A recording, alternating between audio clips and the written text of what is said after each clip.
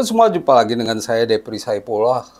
Kali ini kembali kita bahas topik menarik ya, menjelang berkumpulnya para pemain beberapa hari lagi untuk TC di Bali.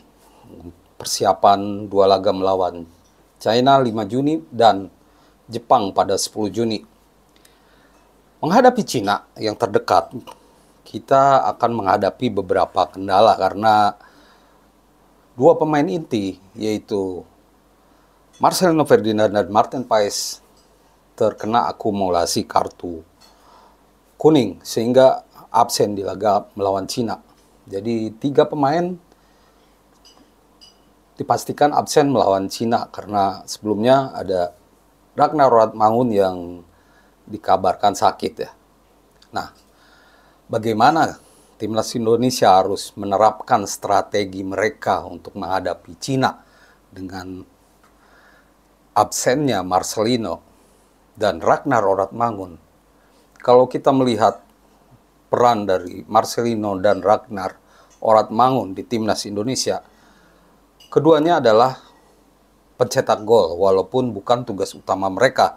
Mereka adalah penyerang nomor 10 yang berperan sebagai pemberi assist dan juga kalau bisa mencetak gol. Nah, karena kehilangan 2 motor serangan ini,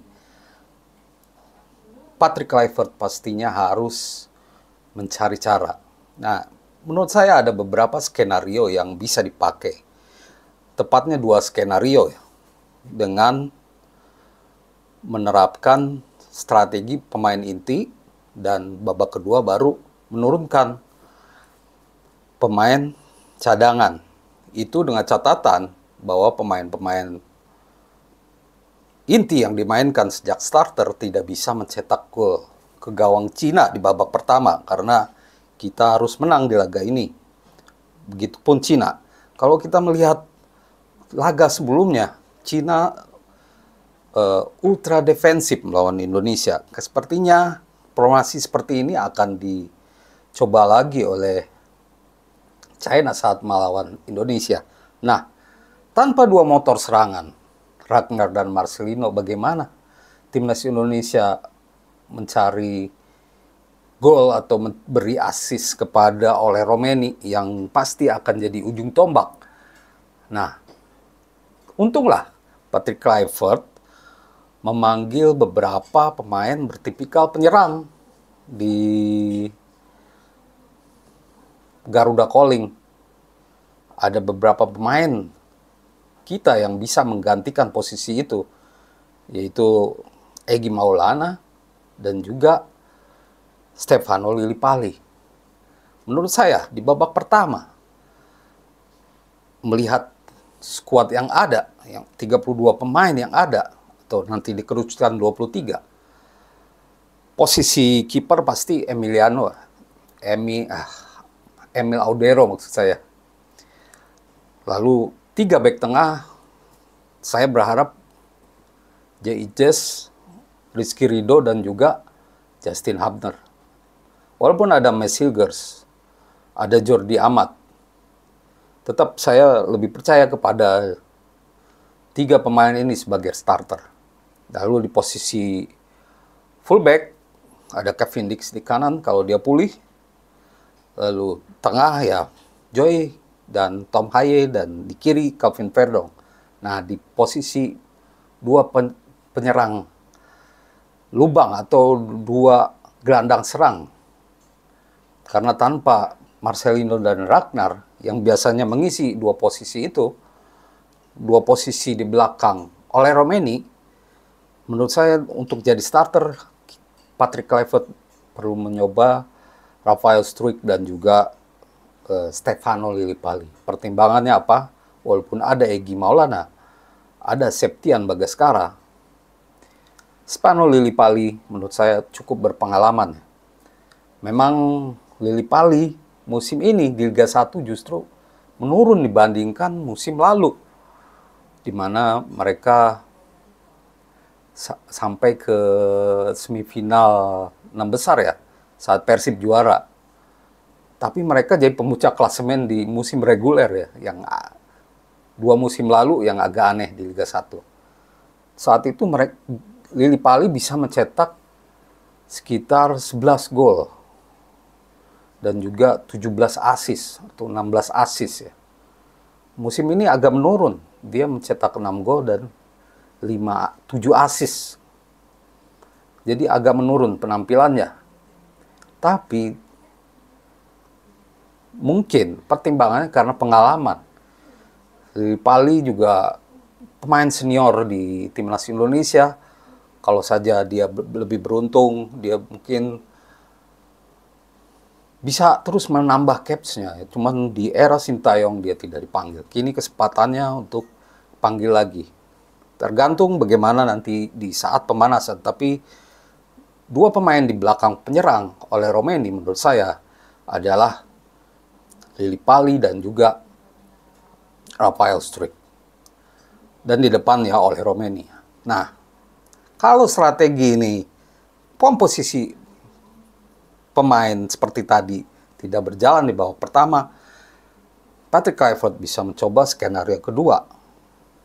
Di antaranya, kalau formasi awal tidak main, tak hanya dua penyerang lubang yang diganti, tapi juga posisi wingback, utamanya kanan ya, Kevin Dix. Kita harus mencoba Yacob Sayuri di posisi wingback kanan karena dia dikenal sebagai pengumpan dan juga pencetak gol yang andal kalau dia ada di posisi yang tepat. Lalu di posisi dua belakang,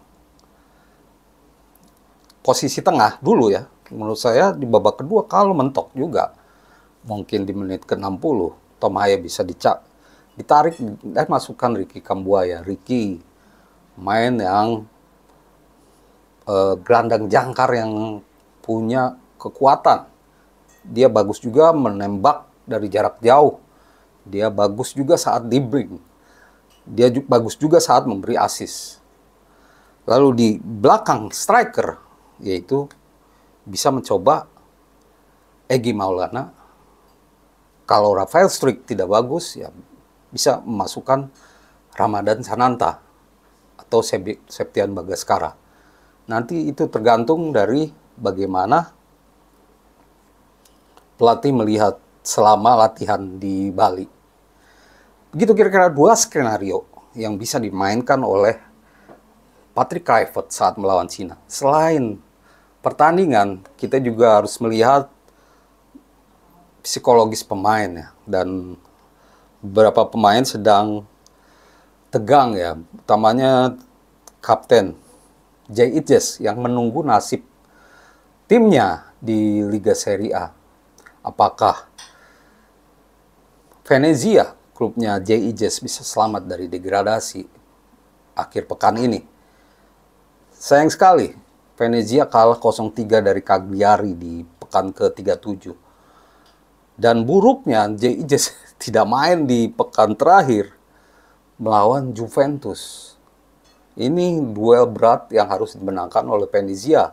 Kalaupun menang, belum tentu lolos karena Venezia bersaing dengan Empoli dan juga Lecce yang di laga terakhir melawan Verona dan juga Lazio. Kalau Venezia menang dan Empoli Lecce kalah, itu Venezia bisa selamat. Dan kalau ada yang imbang, ini penentunya tergantung dari produktivitas gol. Karena bisa poinnya sama 3-2. Kalau salah satu dari Lecce atau Empoli imbang, lalu Venezia menang, itu tergantung dari produktivitas gol. Maka itu lawan Juventus selain menang juga harus lebih dari 1 gol. Ya 2 gol udah luar biasa. Tapi ini tentu misi yang berat karena Juventus juga ingin mengakhiri musim dengan baik meskipun main di kandang Venezia. Dan buruknya kapten kita Jay Ijes tidak main di laga ini. Semoga hasil baik untuk Jay Ijes sehingga berpengaruh juga untuk timnas Indonesia. Terima kasih atas perhatiannya dan salam olahraga.